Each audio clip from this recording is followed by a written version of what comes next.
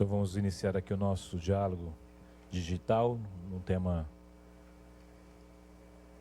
candente, um tema, digamos, daqueles que são divisores de água, né? Que envolve crianças e adolescentes, envolve, portanto, uma população vulnerável, e a psicologia não poderia ficar de fora dessa discussão, né? Eu sou Rogério Giannini, presidente do Conselho de Psicologia, e hoje a nossa discussão é em torno da norma sancionada em 4 de abril de 2017, que é o nosso tema de hoje. O evento está sendo transmitido ao vivo via Facebook e também pelo YouTube do CFP. Bom, quais as implicações desta realidade para a psicologia? O que temos a ver com isso? São as duas perguntas que vão estar norteando o pano de fundo do nosso debate. A assistência e a proteção à criança e ao adolescente em situação de violência serão discutidos sob a ótica da proteção integral e da ética. Eu acho que isso demarca muito a nossa posição, né? Nós não queremos discutir o depoimento, a escuta, mas a gente quer discutir o conjunto da obra, né? Ou seja, onde, em que situação, onde essa discussão está colocada. E para a gente é colocada na ótica da proteção integral. É um tema que vem desde 2016, né, que é o tema da escuta qualificada de crianças e adolescentes em situação de violência, e tem sido bastante debatido pelo Sistema Conselhos de Psicologia.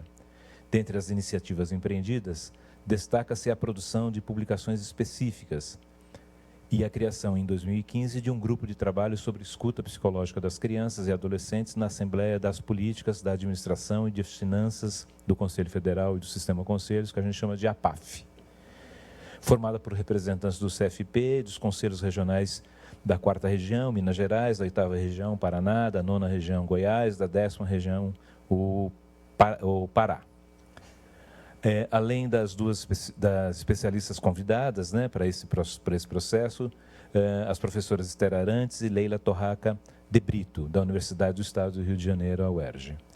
As analistas do grupo sobre o PL 3792 de 2015 foram fundamentais para subsidiar a atuação do CFP em parceria com outras entidades da sociedade civil na construção do texto substitutivo. Bom, aqui nós temos as nossas convidadas que vão estar nos auxiliando, nos instigando ao debate, apresentando. A gente já sabe que vai ter muita polêmica, né? Senão já sabemos, né? Não é um tema fácil, mas aqui vão estar debatendo a Maria Regina Fay de Azambuja. Depois vocês podem completar se eu esqueci alguma coisa, tá bom, Maria? Que é Procuradora de Justiça do Ministério Público do Rio Grande do Sul, professora da Escola de Direito da PUC, Rio Grande do Sul, e especialista em violência doméstica pela USP, mestre em Direito pela Unicinos e doutora em Serviço Social pela PUC, Rio Grande do Sul, e autora de várias obras, entre elas Inquirição da Criança Vítima de Violência Sexual, Proteção ou Violação de Direitos. E aqui...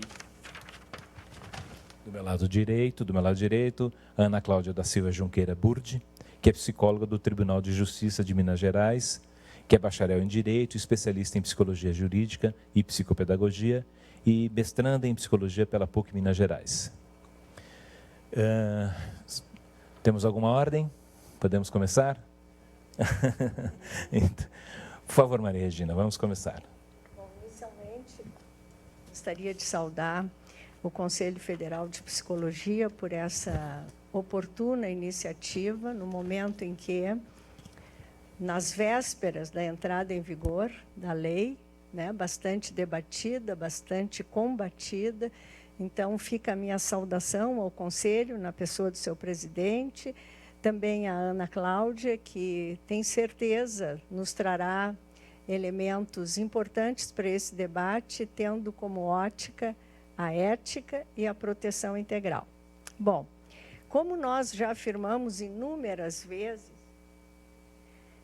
não poderia a lei atribuir à criança vítima de violência, de modo especial de violência sexual, a responsabilidade por produzir a prova de fato extremamente traumático para o seu aparelho psíquico, praticado, na maioria das vezes, por pessoas de suas relações familiares e afetivas. Ela é vítima e, como tal, deve ser tratada, respeitada e protegida, em atenção ao comando constitucional e à normativa internacional. Sabe-se que a lei em comento é fruto do clamor, entre outros, de integrantes do sistema de justiça, que, diante da dificuldade da produção da prova, em especial da materialidade da autoria, diante da dificuldade de reconhecer os conhecimentos vindos de outras áreas do conhecimento, em especial da saúde mental e do serviço social, a necessidade de apontar altos índices de condenação, aliada à gigantesca dificuldade de reconhecer a criança como sujeito de direitos e pessoa em fase especial de desenvolvimento, permitiram a união de diversos segmentos que conseguiram trazer para o bojo da lei a nefasta prática que, ao nascer, foi batizada de depoimento sem dano. Diante das críticas que não cessaram de chegar, apontando que o procedimento buscava, isto sim, proteger a autoridade judiciária, impedindo-a de sofrer o dano causado pela presença da vítima, relatando um sofrimento ímpar, o nome de batismo foi substituído por depoimento especial, na clara tentativa de dar um sentido de tratamento especial, privilegiado à criança vítima de violência sexual. A velha máxima de que a criança é objeto a serviço do adulto, que veio lá do Código de Hammurabi, da Lei das 12 Tábuas, habita as entranhas da velha e ultrapassada cultura que vigorou no Brasil até a chegada da Constituição de 88, com fortes vestígios ainda na atualidade. 98% das vítimas de violência sexual que chegam ao sistema de justiça contam com idade inferior a 12 anos de idade. Terão elas, em razão de seu estágio de desenvolvimento, condições de utilizar a linguagem adulta para falar de situações extremamente traumáticas ao seu aparelho psíquico?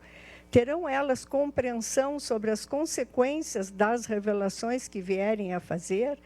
Como poderá o juiz adotar as medidas apropriadas para a preservação da intimidade e privacidade da vítima ou testemunha diante da exposição da criança ao depoimento especial? Como resguardar e proteger a vítima de sofrimento psíquico, submetendo ao depoimento especial? Vale lembrar que o depoimento especial será transmitido em tempo real, como nós estamos agora, para a sala de audiências, onde, em regra, estará o acusado. Embora a lei traga a previsão de não transmissão em caso de risco à vida ou à integridade física da vítima, nada menciona a nova lei em relação à integridade emocional da vítima ou testemunha, fato ignorado pelo legislador. Chama atenção ainda o desrespeito aos direitos fundamentais da criança vítima ou testemunha, quando, no artigo 21, inciso 6º, prevê, para os casos de risco, a possibilidade de a autoridade policial representar ao Ministério Público para que proponha ação cautelar de antecipação de prova, antes mesmo da instauração do processo judicial. Ainda que identificada a situação de risco da criança, não será ela dispensada do famigerado depoimento especial, cujo embasamento teórico, pasmem, é a proteção integral da criança como fase especial de desenvolvimento. Nesse aspecto, não se vislumbra na lei previsão expressa de dispensa do depoimento nos casos de pouca idade ou de sofrimento psíquico atestado por profissionais da saúde mental, desconhecendo o legislador a dependência que a criança apresenta em relação aos adultos, em especial nos casos em que é vítima de violência sexual intrafamiliar. O direito de permanecer em silêncio, em que pese vir expressamente afirmado, não é tratado pelo texto da lei com a relevância que estaria a exigir. Ao estabelecer e regular o procedimento da escuta especializada, mas principalmente do depoimento especial, não faz referência a esse direito constitucional da vítima e testemunha, direito incontestável assegurado no artigo 5º da Constituição, com absoluta tranquilidade aos réus que respondem processo criminal. Possível apontar, no lugar do avanço anunciado, evidente retrocesso na legislação em comento, com relação, por exemplo, à Lei 12.318 de 2010, que trata da alienação parental, que, sem desmerecer a defesa do acusado, prevê medidas eficazes de preservação da integridade da criança vítima, como a determinação pelo magistrado de perícia psicológica ou biopsicossocial realizada por profissional habilitado. Perdeu o legislador, com a edição da Lei 13.431, valiosa oportunidade de atualizar métodos investigativos, deixando de exigir da pequena vítima a difícil responsabilidade de produzir a prova. Mais uma vez, o acusado se vê liberado de contribuir para a elucidação dos fatos, uma vez que sequer é submetido a qualquer avaliação. Assiste de camarote à violência, agora de natureza institucional, produzida no aparelho psíquico da criança. Onde estão os defensores dos direitos da criança? Como concordar com tamanha arbitrariedade, em especial quando a lei busca, em tese, coibir a violência institucional? A nova lei busca, de forma onipotente e contrária aos estudos validados sobre violência sexual praticada contra a criança, controlar as diversas situações de violência através do frágil procedimento do depoimento especial. No lugar do esperado avanço nos instrumentos de garantia de direitos à criança, retrocede-se, na medida em que a inquirição da vítima é reafirmada como a mais robusta das provas. Estudos mostram que a criança levada a depor pode relatar fatos que efetivamente ocorreram, como pode negar o que sabe, uma vez que, em crimes dessa natureza, muitos fatores interferem no seu proceder. Paga-se um preço muito alto para alimentar uma falsa e contestável certeza. Nesse sentido, por mais bem intencionados que sejam os profissionais e os procedimentos, estes custam secundariamente trauma, revitimizando e retraumatizando, ainda com o risco de fixar na mente infantil e adolescente memórias que houvessem sido implantadas. O princípio do melhor interesse da criança está assegurado à vítima ou testemunha de violência quando chamada ao depoimento especial?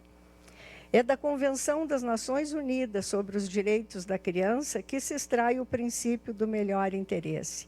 A Lei 13.341, no seu artigo 1º, faz menção à normativa internacional e à Constituição de 88, no sentido de mostrar alinhamento com estes importantes diplomas legais. A Constituição Federal de 88 está embasada nas noções de valor e de princípio. Os princípios, como ensina Guilherme Calmon Nogueira da Gama, traduzem mandamentos de otimização com caráter deontológico, relacionando-se ao dever ser, enquanto que os valores se situam na dimensão axiológica, ou seja, do que efetivamente é de acordo com o juízo do bom e do mal. Na atualidade, os princípios ganham reconhecimento como força normativa. Muitas questões são solucionadas a partir da principiologia e das técnicas de interpretação e aplicação das normas a ela referentes, o que exige maior trabalho por parte do jurista. Independentemente da pouca confiabilidade que caracteriza o depoimento especial, a aplicação do princípio constitucional do melhor interesse da criança, firmado na Convenção e na Constituição, não se coaduna com a constrangedora exposição da criança ao procedimento instituído no artigo 8º da Lei 13.341. Ademais, o artigo 18 do ECA afirma que é dever de todos velar pela dignidade da criança e do adolescente, pondo-os a salvo de qualquer tratamento desumano, violento ou constrangedor. Afirmar que a inquirição da criança, segundo os princípios do contraditório e da ampla defesa, é indispensável à busca da verdade real é pensar pequeno. A nova ordem constitucional conclama a mudança, não de nomenclatura, mas de princípios, não podendo mais a criança ser usada como instrumento para chegar à tão buscada verdade real, em desprezo aos prejuízos e desconfortos que a inquirição lhe causa. A elevação dos índices de condenação do réu pela prática do estupro de vulnerável não significa maior proteção à vítima, como querem os defensores da nova lei. Inadmissível expor a criança a uma nova violência, agora de natureza institucional, submetendo-a ao depoimento, em especial aos menores de 12 anos. Mais do que a condenação do réu, urge que se efetive a proteção integral àqueles que se encontram em fase especial de desenvolvimento e que foram guindados pelo Constituinte à condição de prioridade absoluta. Para finalizar, apenas algumas observações. É direito da criança ser informada da existência de processo criminal em que ela é vítima. Isso é uma recomendação internacional de que a criança que é vítima e que faz parte de um processo judicial, ela tem o direito de saber que existe esse processo e do que trata esse processo. É necessário, no nosso modo de ver, que a equipe técnica tenha a possibilidade, antes da designação da data do depoimento, para que possa buscar junto à criança ou adolescente, mas principalmente a criança, o interesse dela em falar sobre os fatos de que tratam esse processo. Crianças com idade inferior a 7 anos, também no nosso modo de ver, em hipótese alguma, devem se submeter ao depoimento especial. Isso não contraria a lei, porque a lei ela fala de forma ampla, mas nada impede que o judiciário, ao examinar o caso concreto, possa fazer uma restrição para crianças que estão neste período, principalmente até os 6 anos, não é? Que é o período da primeira infância.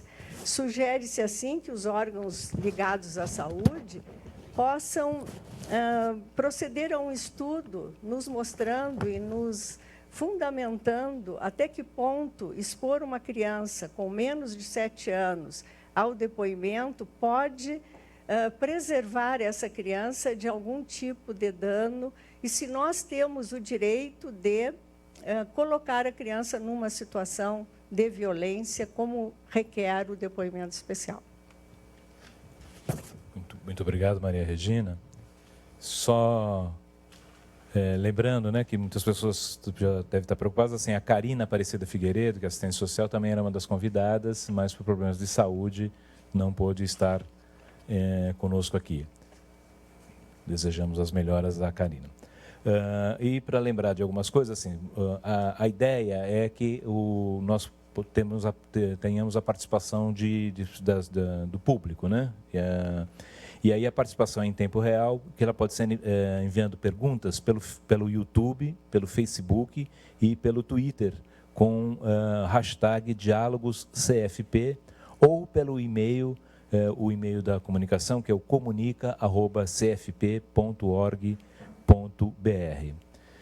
Ana Cláudia, nós até conversávamos um pouco antes de começar aqui o debate sobre esta coisa assim, desta função de produtora de provas, essa função, né, e a sua fala foi muito interessante, Regina, por conta de colocar também como o judiciário fica pressionado por esse tipo de acontecimento, há uma cobrança também digamos assim, pela eficácia, né, de mais decisões, como essa agora que está sendo colocada, mas os casos de estupro, então aumentou a condenação, e aí se imputar isso, a participação da criança no depoimento, como uma coisa muito preocupante, né, como ela fica neste lugar, né?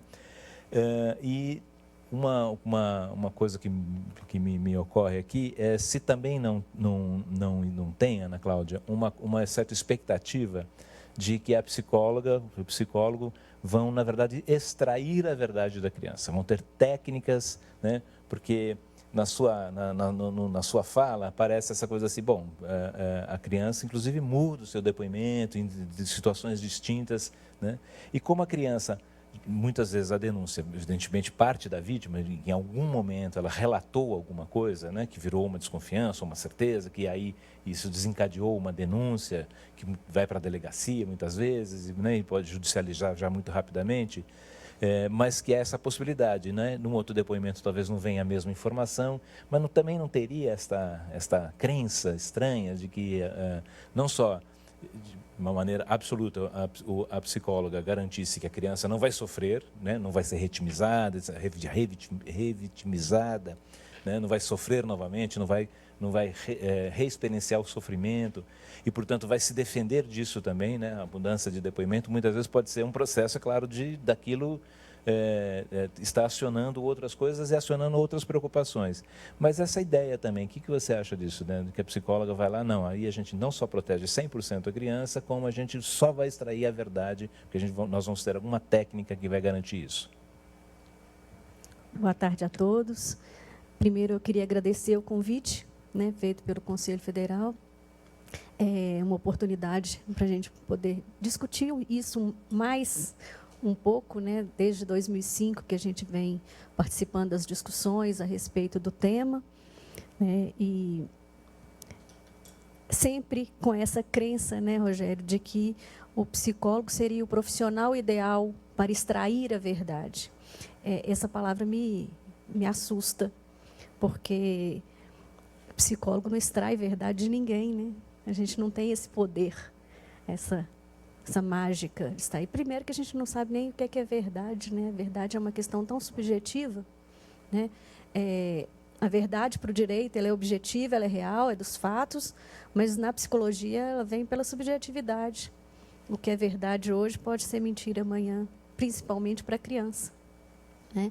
Na questão das memórias, na questão do que está acontecendo no dia a dia, né? Isso é muito subjetivo, realmente, e é uma coisa que é muito complicado para a gente falar assim. Nós, psicólogos, temos técnicas ou procedimentos que possam extrair a verdade. Até porque o depoimento não propõe isso também, né? O depoimento especial, como está sendo proposto na lei, ele vem como uma forma de inquirição. Ele vem como o entrevistador, né? No caso, seriam entrevistadores para participar da audiência protegida para a criança. Uma questão de proteção é um conceito que a gente tem que falar sobre ele também. Mas o entrevistador ele vai reproduzir as perguntas que vêm da sala de audiências, que vêm do advogado, do réu, que vêm do promotor, que vêm do defensor e que vêm do juiz. Então, ele não tem nem muito como utilizar alguma técnica ou alguma possibilidade naquele momento, né? O que a gente tem discutido nesses anos todos, o que a gente tem pensado é que o estudo psicológico, sim, poderia trazer alguma forma para subsidiar o juiz, né? Que o estudo psicológico ele vai ouvir a mãe, ouvir a criança, ouvir o adolescente, ouvir testemunhas, ouvir o réu, que também tem algo a dizer a respeito, né? E ouvir a criança uma vez, duas, três, quantas forem necessárias, para que ela fale daquilo com tranquilidade, em ambiente realmente diferenciado, que não seja sendo filmado, que não seja sendo gravado para colocar no processo, e que isso possa ser validado no processo judicial, como a gente vem fazendo há mais de 20 anos nos tribunais, né? Eu não vejo como que o depoimento, a lei vem trazendo esse depoimento, como uma forma de fato, extrair a verdade naquele momento. E o que mais nos preocupa nessas discussões desde então é a questão da proteção. De fato, a gente está protegendo a criança, ouvindo ela nessa situação? De fato, a gente está protegendo, porque ela vai sair daquela sala, o depoimento está sendo protegido. Tá. Mas ela vai sair daquela sala, qual vai ser a proteção que vai ser dada a ela na rede? Como a rede está estruturada ou não está estruturada, né? Como vai ser a escuta especializada que vai ser feita na rede, como vai ser a capacitação dessas pessoas que vão ouvir essa criança na rede? Como que ela vai sair dali se esse suposto abusador, suposto agressor, ou suposto criminoso for condenado, ele vai sair dali, ele vai ser preso, e essa criança vai ficar com isso. Como é que vai ficar o estado emocional dessa criança, com a culpa que ela vai carregar, com a culpa que vão imputar a ela por essa condenação? Como que vai ser a proteção dessa criança depois daquilo ali? Ela vai ser, se esse sujeito não for condenado de imediato, ela vai ser retirada da família, vai ser levada para um abrigo, para ser protegida, ou seja, ela vai ser vitimizada mais uma vez. E uma questão que a gente tem ouvido falar, onde já acontece o depoimento, é de crianças sendo conduzidas coercitivamente para prestar esse depoimento na justiça. Pelo Estatuto da Criança e do Adolescente, a criança, ela pode falar, ela tem o direito de ser ouvida e não a obrigação de falar. É outra questão de proteção também. Né? Tem situações de crianças sendo conduzidas coercitivamente e sendo ouvidas na sala de depoimento por 4 horas. Isso não seria uma forma de tortura? Sendo ainda institucionalizada, filmada e colocada no processo? Né? Então, assim, ainda documentada, uma tortura documentada no processo. E um outro detalhe, a criança fala, vai ser gravado, vai ser colocado no processo. Um mês depois, ela volta lá na justiça e fala assim, não, o que eu falei, eu quero falar diferente. O que eu falei que foi o meu tio, mas na realidade foi o meu avô, ou vizinho, ou um primo. Não foi. Isso já está no processo e virou prova e não tem como ser retirado do processo. Então, são situações que a gente está prevendo que vão acontecer erros judiciais, a gente está prevendo que vão acontecer situações de violência institucional, né? E quando existem outras formas de proteção à criança. E a outra situação que a gente tem avaliado e discutido com relação à lei, é que a lei, na sua forma inicial, ela prevê prevenção e proteção de crianças e adolescentes vítimas ou testemunhas. E em nenhum momento da lei, a gente ouve mais a palavra prevenção. Não tem mais prevenção e não tem proteção de fato. Quando a gente percebe, lendo a fundo a lei, é que o objetivo dela é simplesmente a punição do agressor. O aumento da responsabilização do agressor. A gente não está defendendo que o agressor não seja punido. A gente quer que ele seja, se ele fez alguma coisa, que ele seja punido sim. Mas não pela criança como carregando o ônus da prova. Não com a criança sendo a única prova que possa condenar esse agressor. Né? Que ela seja ouvida, que ela seja, de fato, escutada no seu desejo de falar sobre isso, mas se ela quiser, quando ela quiser e da forma que ela quiser. E não de uma forma de inquirição, que fica, para algumas crianças e adolescentes, torturante, realmente cruel. E o que a gente não quer colaborar com isso. E a outra questão que eu gostaria de trazer é que existem psicólogos favoráveis, né, ao depoimento. Se existem psicólogos favoráveis, se existem assistentes sociais favoráveis, que eles façam. Mas que não se obrigue, como está sendo feito nos tribunais, capacitações obrigatórias, que não se obrigue psicólogos e assistentes sociais, já que a lei fala de profissionais capacitados, ela não fala de psicólogos e assistentes sociais, ela fala de profissionais capacitados, e os tribunais estão fazendo capacitações para equipe técnica, para assistentes sociais e psicólogos, e gente que é contrário a essa forma de depoimento, sendo obrigada a fazer, mesmo com objeção de consciência. Né? Porque a gente consiga que os tribunais capacitem quem de fato acredita e quem de fato coaduna com essa prática. Né? Muito sério, né? Eu acho que tem uma certa confusão, né? Uma certa, que é essa que você pontuou, que é, nós precisamos punir, né? Caracterizar a culpa, etc., e punir o agressor, né? Acho que quanto a isso nós não temos nenhuma dúvida, né? O problema é centrar isso no depoimento de crianças, inclusive com essa questão, com essa objeção que você também apontou, da idade, né? Nós podemos falar de crianças de menos de 7 anos de idade, né? Inclusive, Rogério, tem uma situação em São Paulo que uma criança de 1 ano e meio foi levada para a sala de depoimento especial. Então, são situações que a gente vê que estão sendo violência institucionalizada mesmo, né? Então, eu acho que tem que ser...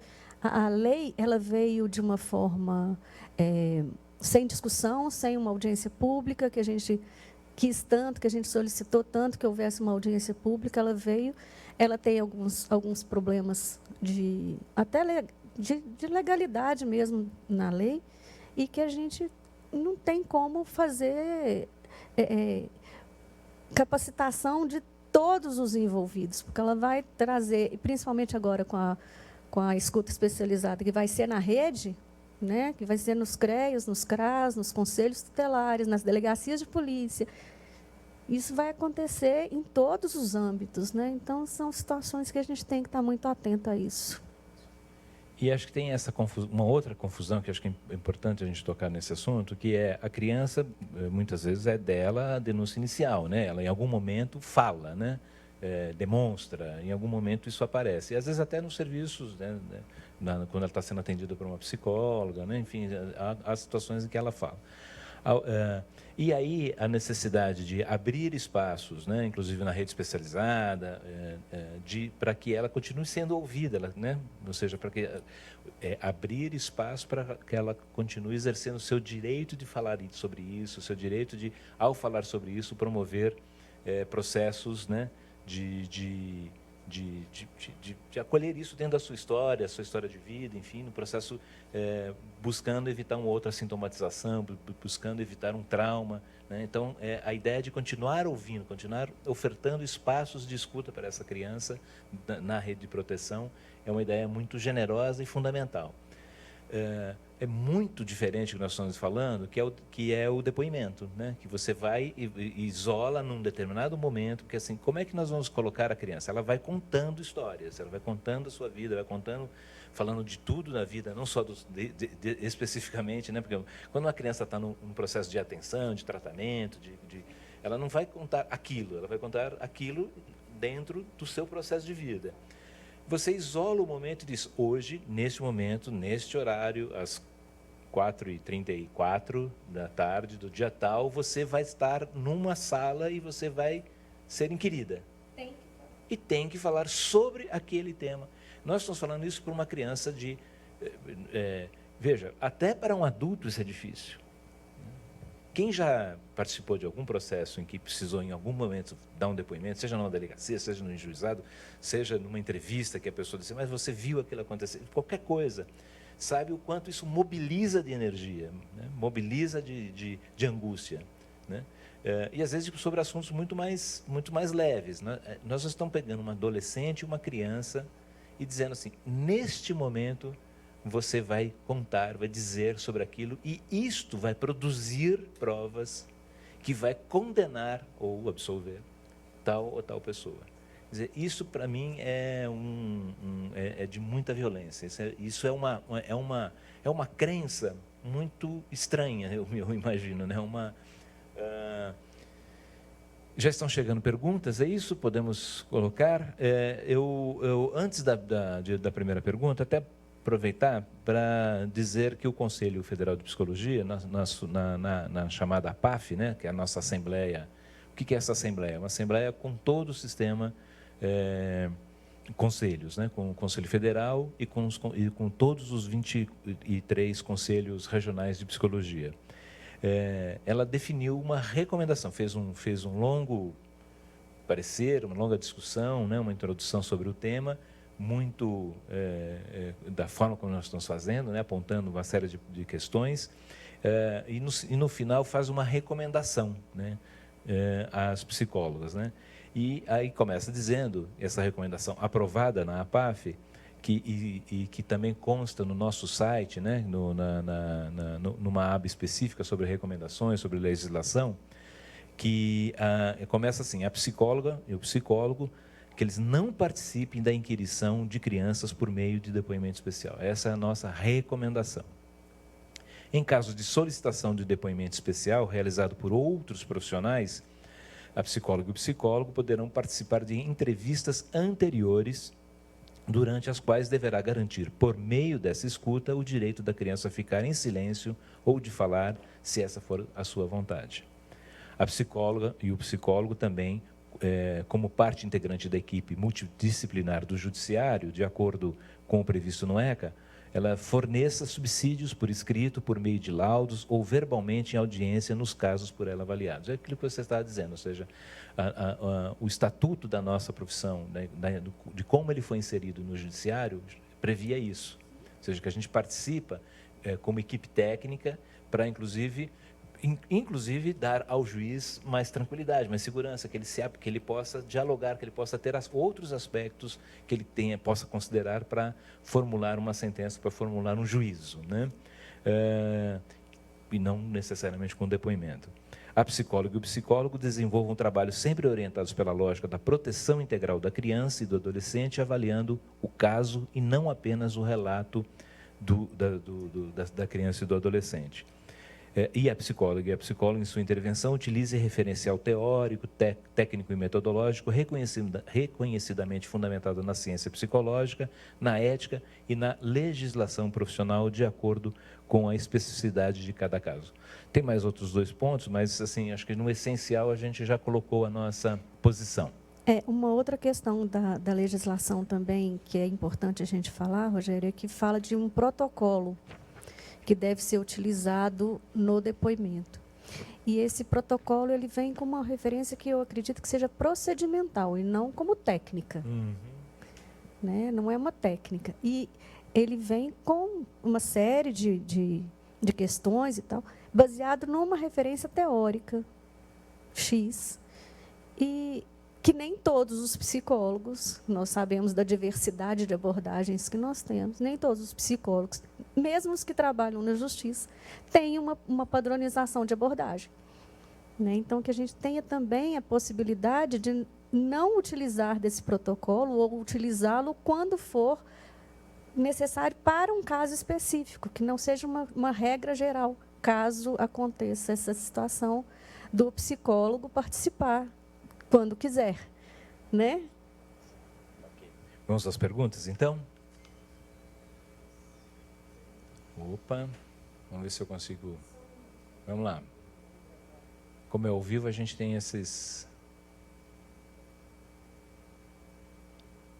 Olha, tem uma pergunta que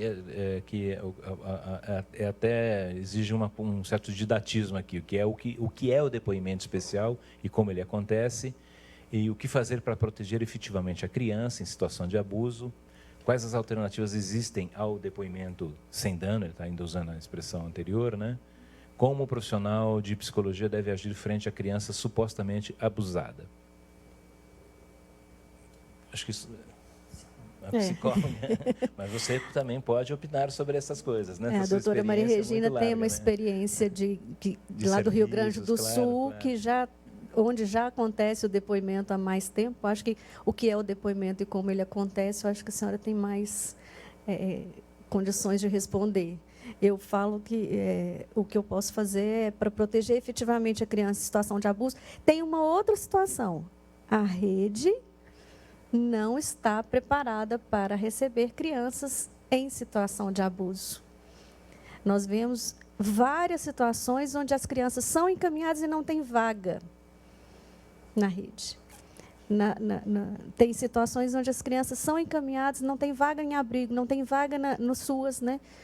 na assistência social, não tem vaga para ela ser atendida pelo CREAS, não tem vaga para ela ser atendida. Então, são situações também que a gente tem que verificar. A gente tem que fortalecer as políticas públicas e, em nenhum momento, nem a lei, nem os defensores da lei vão de acordo com o Plano de Enfrentamento à Violência, o Plano Nacional de Enfrentamento da Violência contra a Criança e Adolescente. Eu acho que a Karina, se estivesse aqui, ela poderia falar disso com mais propriedade. Mas o Plano Nacional de Enfrentamento ele não está sendo levado em consideração também, não.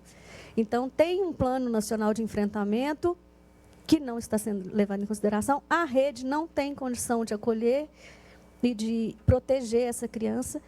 E como prevenir? Isso também não é dito na lei, né? Então, isso é como fazer para proteger efetivamente a criança em situação de abuso? Deveria ser na rede. Onde tiver a rede, é a rede que está preparada para isso, né? Além do depoimento especial, o que a gente pode fazer no judiciário, né, falando da minha prática, são os estudos, são as avaliações, são os estudos psicossociais e toda a nossa prática, toda a nossa forma de proteger a criança, dela ser ouvida de fato com qualidade, com proteção, onde a gente possa dar autonomia para essa criança dizer o que ela quiser, quando ela quiser, né? Então, quando a gente oferece autonomia para a criança e para o adolescente, eu só imagino isso no estudo técnico que é feito hoje para subsidiar. Eu acho que tem uma preocupação, talvez a pergunta esteja um pouco direta demais, mas assim, nós, psicólogos no sistema judiciário e fora do sistema judiciário, já colaboramos nos processos judiciais. Dá a impressão que a gente não faz nada. Por exemplo, os estudos servem de subsídio para processos, não é isso? No nosso caso, nós já temos 24 anos de prática nesse sentido. Isso, né? Porque as pessoas estão dizendo o seguinte... No Tribunal de Minas já tem 25 anos que tem psicólogos e assistentes sociais fazendo isso. Né? Exato. Então, assim, acho que é importante a gente vencer essa desconfiança de que o único jeito da psicologia e da assistência social e dos profissionais do judiciário ajudarem é o depoimento. Nós estamos dizendo outra coisa, nós dizemos que nós já fazemos isso, né?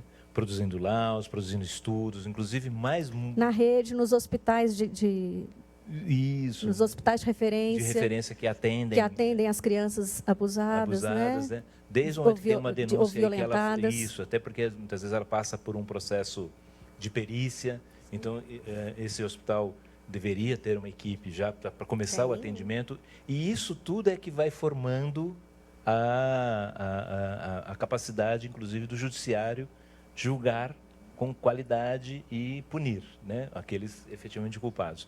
Então, acho que é esta confusão que a gente precisa vencer também, né, de que, e superar isso, de que a única forma é o depoimento. Nós estamos afirmando outra coisa. O depoimento, inclusive, ele vai permitir riscos de condenações erradas, porque ele vai se ficar no único lugar, num único momento, numa única situação. Eu concordo inteiramente com essas colocações. Acho que foram feitas afirmações extremamente importantes. O desvio do uso do psicólogo é um desvio, não é? Praticado pelo sistema que tem o compromisso de fiscalizar, né? De fiscalizar, e aí o próprio sistema produz essa modificação, esse desrespeito, no meu modo de ver, com o profissional.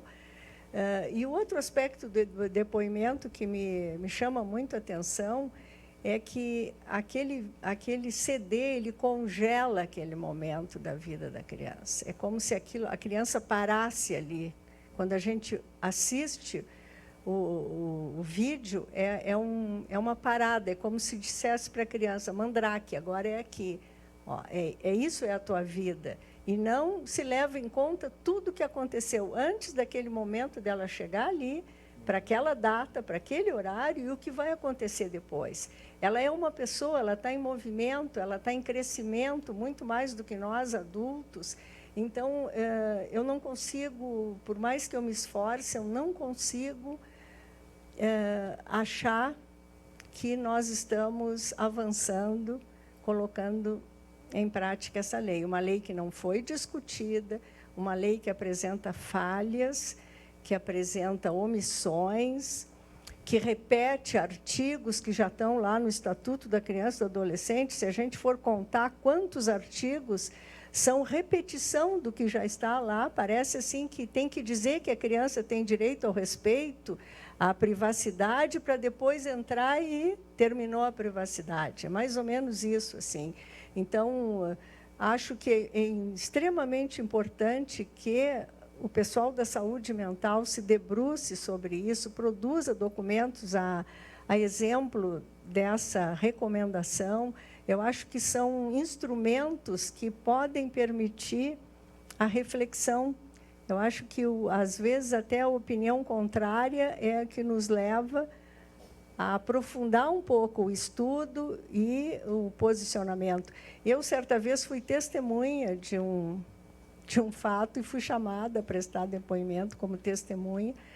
Eu trabalhando já há 35 anos dentro do sistema, é uma situação extremamente desagradável, onde o foco é a palavra que vai ser produzida naquele momento.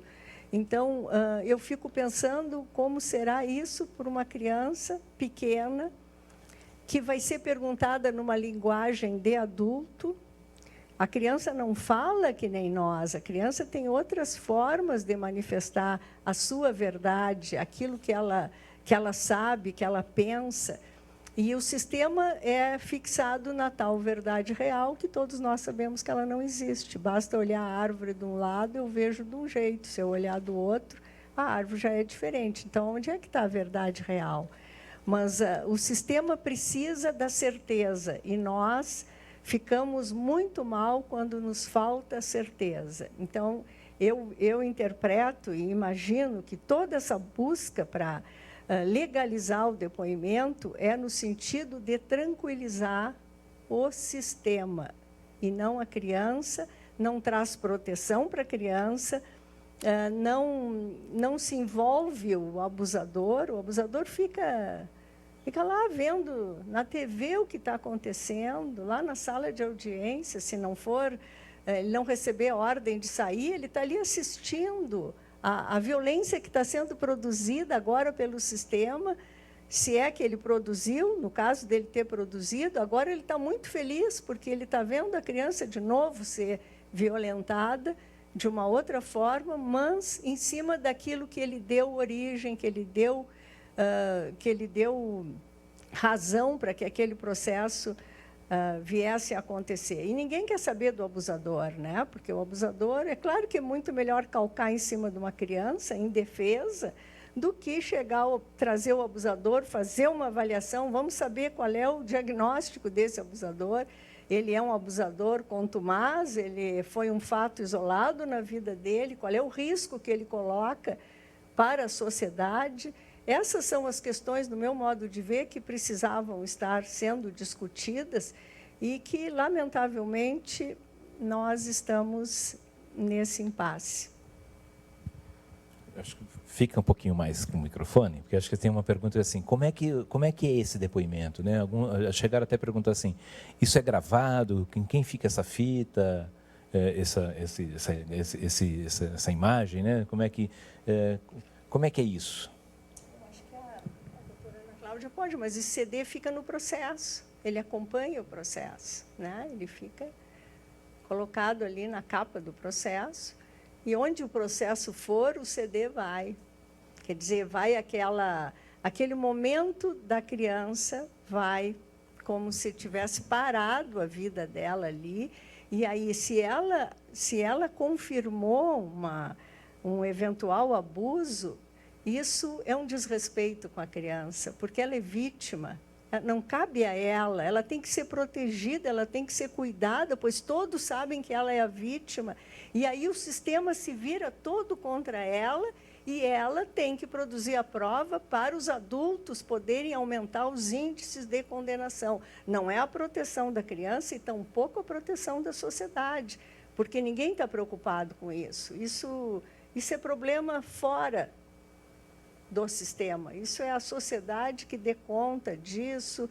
Enfim, acho que hoje nós não podemos mais segmentar os problemas. Todos nós sabemos que os problemas eles envolvem várias áreas, qualquer tipo de violência não se resolve com uma medida só, se exige medidas e procedimentos de todas as esferas da sociedade, do poder público, tem que envolver a família.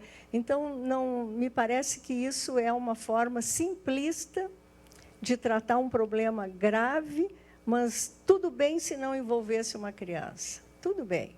Eu não estaria preocupada, mas eu acho que nós temos uma Constituição, nós temos uma convenção e nós estamos desrespeitando frontalmente o que está na convenção e o que está lá na nossa Constituição, para não dizer também no Estatuto da Criança e do Adolescente.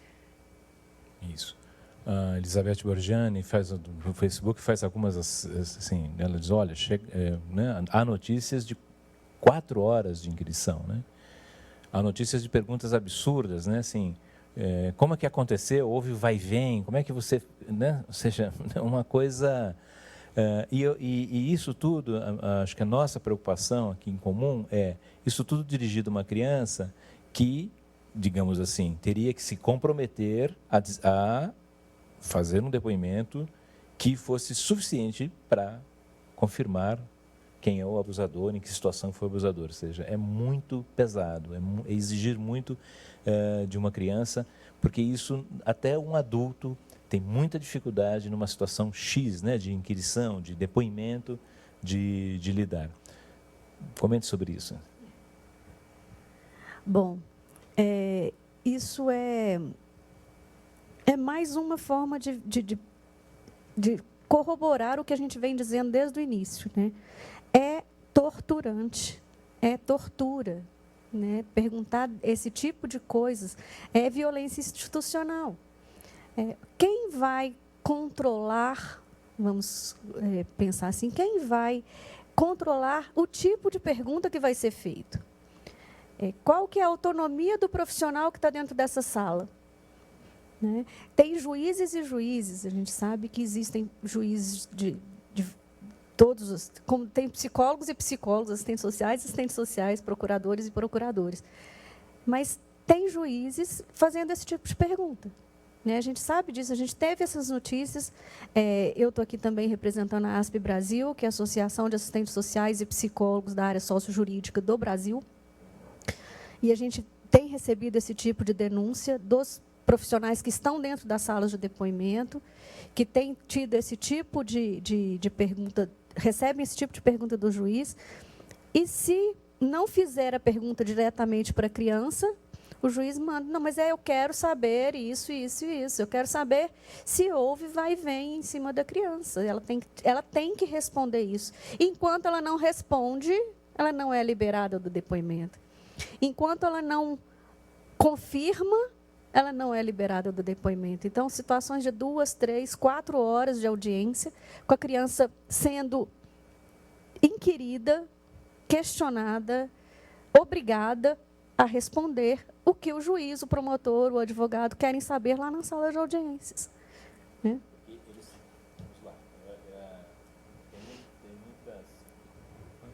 Tem muitas perguntas dizendo assim, mas como é que isso acontece, né? Porque assim, é só o inquiridor que seja psicólogo, a gente está recomendando que não seja psicólogo, né? Uhum.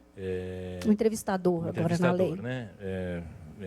Porque como é uma inquisição, a gente dá o nome certo, né? O entrevistador é só ele que faz perguntas, o juiz também faz, o advogado faz, o promotor faz, né?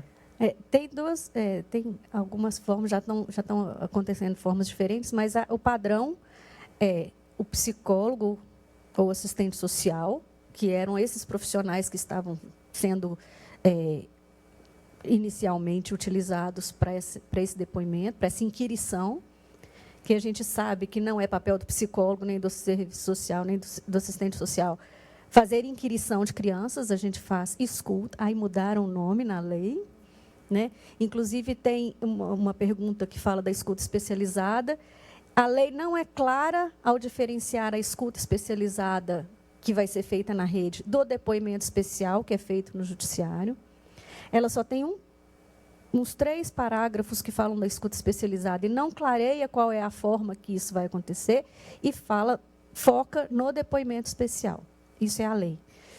E a gente tentou esclarecer isso, mas ainda não conseguimos essa resposta definitiva, vamos colocar assim, mais clara. A escuta especializada vai ser feita na rede, nos CREAs, nas delegacias, nos conselhos tutelares, em outros campos. E o depoimento será feito no sistema de justiça.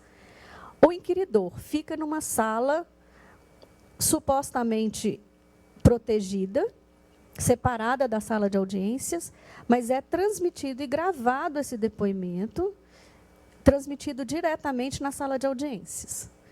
E o juiz, o promotor, o advogado, o réu, estão na sala de audiências assistindo a esse depoimento. É assim que acontece no Sul, né, doutora Maria Regina? Isso é gravado e colocado no processo depois. Então, o juiz pode fazer perguntas para esse entrevistador que está com a criança fazer naquele momento. Né? Nós tivemos notícia de uma pessoa que estava dentro da sala com a criança e esqueceu de colocar para gravar. Esqueceu de apertar o REC do gravador para gravar o depoimento. E depois de 2 horas, ela falou assim, não, mas já está tranquilo, né? Já está registrado na audiência. Não, volta e pergunta tudo de novo. Tem que gravar. Então, vocês imaginem para esse entrevistador, que era, no caso, uma psicóloga, o sofrimento dela ter que perguntar novamente tudo para a criança e para a criança ter que responder novamente aquilo. Isso eu acho que é revitimização. Isso eu acho que é vitimizar mais uma vez, violentar mais uma vez a criança. Então, e a escuta especializada ela não está clara na lei. Provavelmente, pelo que a gente tem percebido das discussões, isso será feito nos centros integrados, que é a proposta da lei que se criem centros integrados de defesa e proteção à criança, para que isso seja feito também pela rede, gravado e também juntado ao processo, que seja juntado ao processo em CD. Isso, então, esse atendimento especializado ainda dentro do processo judicial, ou seja, ainda será... Também será juntado ao processo na linguagem, para que evite novos depoimentos, para que a criança não tenha que repetir isso muitas vezes, que seja gravado e, de uma vez gravado, vai para o processo e não precisa ser ouvida mais a criança. E aí, como diz a doutora Maria Regina, congela aquela fala. Né? Se ela quiser falar, complementar, falar de novo, falar diferente, em um outro momento, essa possibilidade se perde. Só complementar, congela a dor da criança e não a proteção da criança. Porque se fosse para congelar uma proteção, ótimo. Cada vez que a criança se sentisse vulnerável, ela vai lá e ela vai encontrar. Não, ela congela a dor, porque não tem como uma criança passar por uma situação dessas e dizer, algum adulto dizer que isso não foi um sofrimento para essa criança. E por que, então, se o sistema acha que tem que ouvir a criança, por que o juiz não ouve? O juiz que se capacite e que ouça a criança. Porque é uma falsidade essa armação, eu até vou usar uma palavra meio forte, é um circo que é montado, porque uma criança pequena, por mais que se diga, olha, lá numa outra sala tem um juiz, tem isso, tem aquilo, e eles estão nos vendo lá numa TV. A criança acha que daqui a 2 minutos ela está sozinha com aquela pessoa que está tratando ela bem. Então, isso eu acho que é enganar uma criança, eu acho que isso não é um tratamento digno que uma criança que foi vítima, ou pelo menos que há uma suspeita dela ter sido vítima, o sistema não tem o direito. E o interessante é que essa lei, lá no começo, ela define, como se ninguém soubesse, violência física, violência sexual, violência institucional. Então, ela nomina aquilo que depois ela vai autorizar a ser feito no Brasil inteiro. E como a doutora Ana colocou, os profissionais têm tem capacitação diferente, tem preparo diferente. E mais só uma questão que eu queria colocar é que, com relação à escuta, os profissionais do serviço social, da psicologia, já escutam a criança. Não precisa criar isso. Isso é uma técnica de entrevista que já existe, que é usada no momento em que, penso eu, o profissional acha que deve usar. E não numa hora que vem uma determinação, tem que fazer a escuta respeitosa. Então, tira a autonomia. É uma coisa assim, inadmissível que, em plena democracia, a gente esteja assistindo o que nós estamos assistindo com essa lei. Assim, é algo, primeiro, sem debate, sem diálogo, sem ouvir as opiniões contrárias, uma coisa que veio de cima para baixo e que é espalhada para o Brasil inteiro, de uma forma desrespeitosa, não só com os profissionais, mas com as crianças. Na verdade, o desrespeito é o mesmo. Eu acho que tudo isso que os profissionais estão sentindo é um pouco do que a criança sente, porque é tirar a autonomia, é colocar a criança como se ela fosse um objeto. Ela é um objeto. No depoimento, ela é um objeto a serviço de alguém que, por mais bem intencionado que esteja, ele está preocupado em arrancar a prova, como foi dito aqui, arrancar a prova de que aquele fato aconteceu, porque é isso que todo mundo quer, a certeza de que aquele abuso ocorreu para poder gerar uma sentença condenatória e aliviar a culpa daquilo que a gente não faz para proteger as crianças. A sociedade toda tem que se envolver nisso. Se não houver um envolvimento de todos, inclusive uns cobrando dos outros aquilo que é a sua responsabilidade, nós vamos continuar produzindo violência sexual. Eu acho assim que a cada ano o número de denúncias aumenta e não sei se não está havendo até um incentivo para a denúncia, muito mais do que um incentivo à proteção dessa criança, dessa família que está desamparada, essa família que está vulnerável, extremamente vulnerável.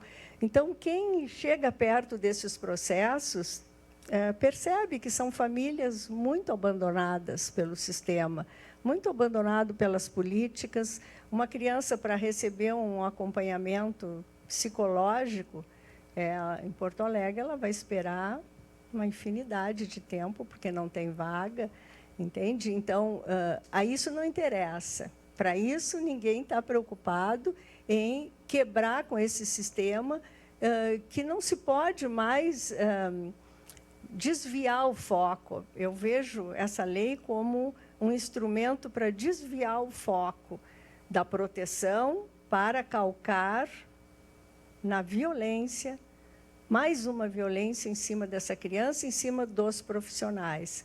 Eu me coloco no lugar de vocês e eu fico pensando, eu não conseguiria também aceitar de me submeter a uma coisa que não é o que eu estudei, não é o que existe, as referências teóricas não são essas. Isso é uma criação, é uma construção muito perversa, no meu modo de ver.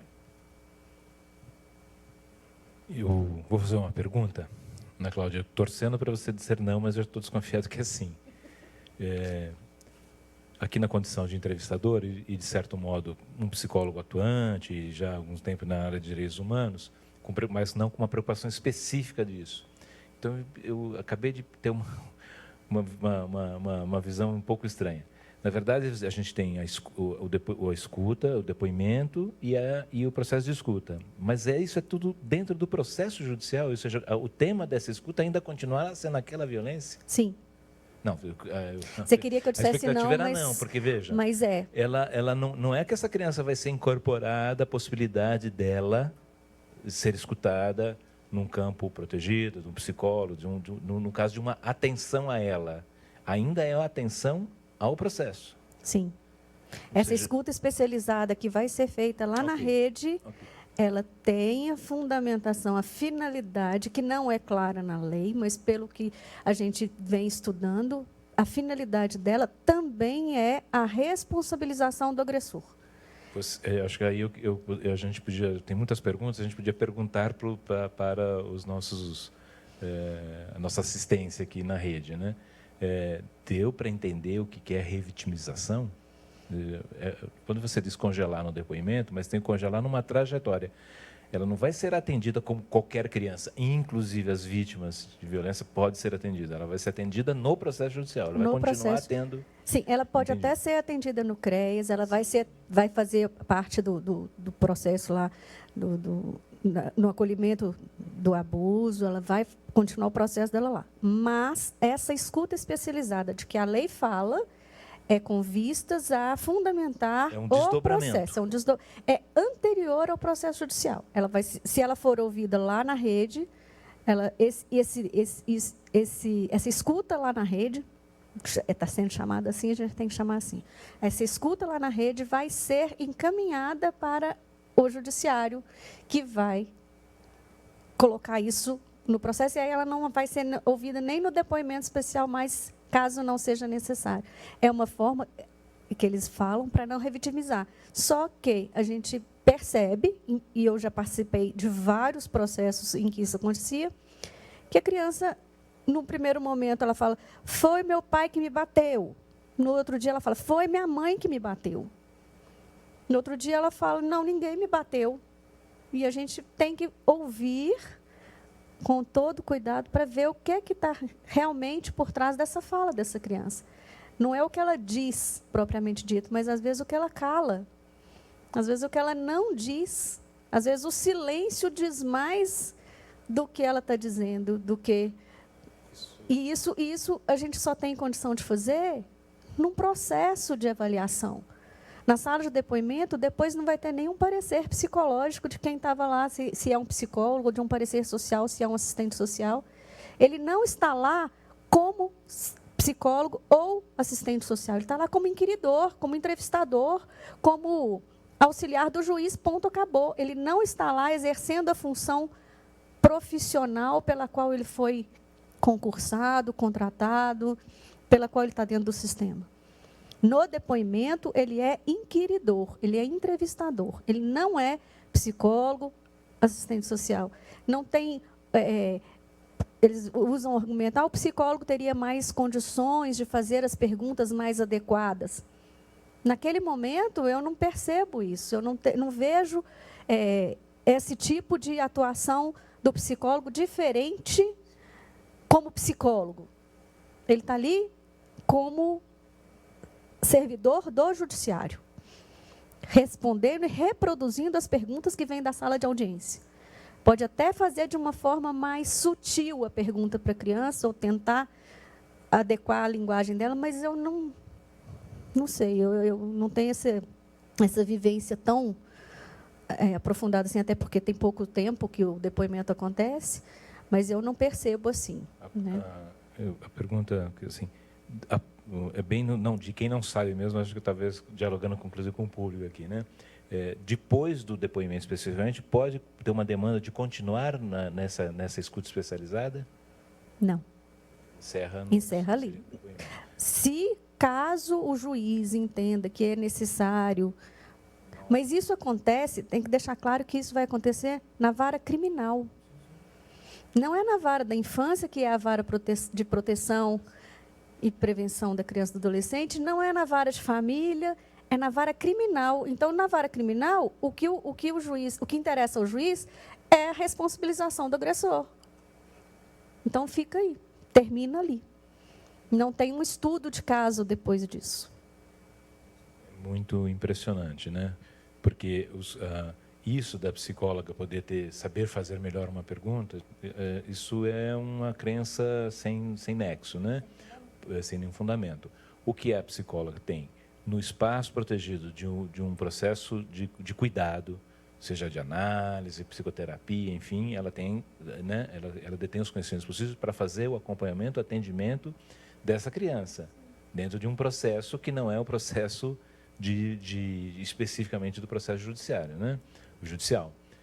E é interessante porque também não tem... porque eu falei, nossa, mas será que guarda uma semelhança com centros especializados, por exemplo, de proteção da mulher, vítima de violência, que ela, aí de depois da denúncia, ela procura uma casa especializada e lá ela encontra... Não é isso, não é nesta lógica. Isso é muito impressionante, né? O máximo que vai acontecer é a criança ser encaminhada para um abrigo para ser protegida daquele suposto agressor. Ou seja, mais uma vez, ela que vai pagar pelo erro do agressor, que ela vai ser retirada do seio familiar, da família, de onde ela tem as suas referências e vai ser encaminhada para um abrigo. É isso. Bom, nós vamos passar aqui para as considerações finais, para a gente já ir terminando aqui o nosso debate online. Pois não. Começo agradecendo essa possibilidade e ressaltando que eu acho que é um começo de debate muito importante, um espaço que tem que ter continuidade, também em outros ambientes. Gostaria de ver o Judiciário debatendo, gostaria de ver o Ministério Público mais próximo também desse direito que a criança tem de não falar, isso ser mais valorizado como um direito dela, e não como tudo indica que vai acontecer. Não vai haver essa possibilidade da criança, antes do depoimento, porque não é lá no depoimento que tem que ser perguntado para a criança, tem que ser antes. Ela tem que ter a liberdade de dizer. Agora, efetivamente, se ela quer falar, é um direito que ela tem falar. E eu até penso falar para o juiz. É o juiz que é o que recebe a prova. Então, é o juiz que deveria, só que isso dá trabalho, né? Para o judiciário ter que se capacitar para como é que ele vai ouvir essa criança. Será que ele faria tantas perguntas se ele estivesse frente a frente com uma criança? Não sei, eu acho que isso, ao natural, iria mostrar a gravidade dessa violência que está se praticando contra a criança. Então, fica o meu agradecimento, a minha alegria de poder estar ouvindo profissionais competentes, com experiência, e que a gente possa, quem sabe, avançar e não retroceder mais do que nós já conseguimos retroceder. Obrigada. Nós que agradecemos, Maria Regina, pela exposição, pela disposição também para o debate, porque a gente sabe que nesses temas polêmicos a gente também precisa achar coragem interna para estar nos expondo, né? Expondo as nossas inquietações, os nossos conhecimentos. Por favor. Eu queria agradecer também. É sempre um prazer conversar com a doutora Maria Regina. Estar aqui no Conselho, eu acho que saber desse espaço, saber dessa possibilidade, é sempre um alento diante de tempos tão sombrios, diante de tempos tão difíceis, em que a gente está enfrentando não só essa questão, mas tem aí outras que estão vindo também para nós que estamos no sistema de justiça, né? Tem aí a questão do Estatuto da Adoção, tem aí a questão da criminalização da alienação parental, tem outras questões batendo a porta aí de uma forma bem afrontosa com relação à nossa atuação profissional, e saber dessa possibilidade de contar com o Conselho e de saber desses espaços é sempre um alento, e saber que a gente pode contar também com membros do Ministério Público, né, que está na outra ponta, que é de onde vem a acusação de quem quer o ônus da prova, de quem quer a prova, e saber que tem gente pensando como nós na proteção e na prevenção dessa violência, na proteção integral da criança, que é o nosso foco. Nós não estamos contra o depoimento especial porque nós somos uma categoria que não queremos fazer isso. Não é nada disso. Nós estamos disponíveis para trabalhar como nós sempre estivemos. A questão é, desta forma, nós não concordamos, né? Desta forma, não é da nossa competência fazer. Não é do psicólogo, não é do serviço social, não é da psicologia fazer desta forma. Existem formas, existem outras alternativas e que nós estamos aí disponíveis para o trabalho. E o nosso trabalho é sempre visando a proteção integral da criança e do adolescente, né? E é nesse sentido que a gente luta. Maria Regina, Ana Cláudia, assim, foi um grande prazer.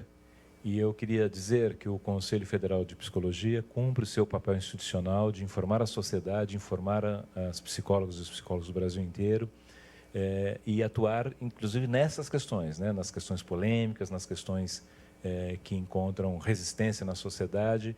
E eu tenho dito, e vou encerrar a minha fala afirmando isto, que nós, da psicologia, a cada período, e nos últimos tempos tem ficado muito forte uma ideia de trazer a psicologia para um campo que não é da proteção, seja da criança e do adolescente, mas das populações vulneráveis em geral, mas o campo da classificação, no campo da proteção do status quo, né?